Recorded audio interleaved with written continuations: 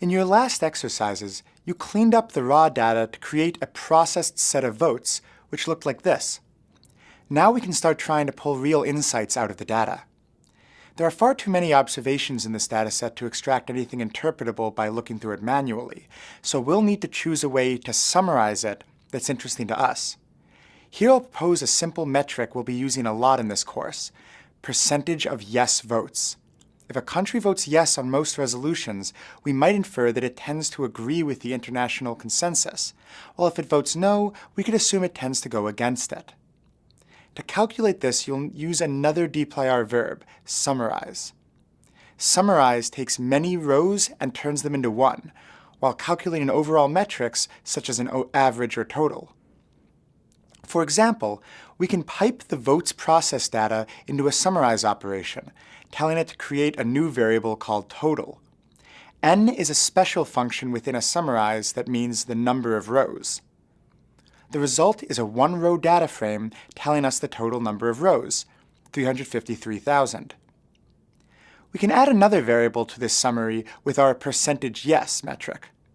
Since 1 is yes in our dataset, we want the percentage of the rows where the vote variable is equal to 1.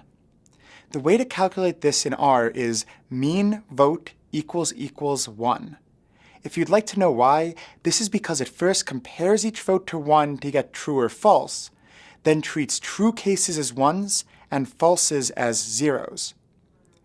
By calculating this, we see that about 79.9% of United Nations votes in history were yes votes. This overall summary isn't much information. We may want to know whether this percentage has changed over time. So we introduce another verb, group by. When done before a summarize operation, this tells the summarize to create one row for each subgroup instead of one row overall.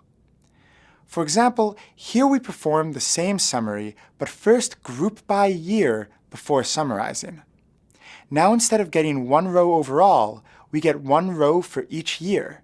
We see that 56.9% of votes in 1947 were yes, but only 43.8% in 1949. In later lessons, you'll use this to visualize the trend in the percentage over time. Summarizing by subgroups is a powerful way to turn large data sets into smaller ones that you can interpret. In your exercises, you'll try grouping by country instead of year, which shows you which countries are more prone to voting yes or no.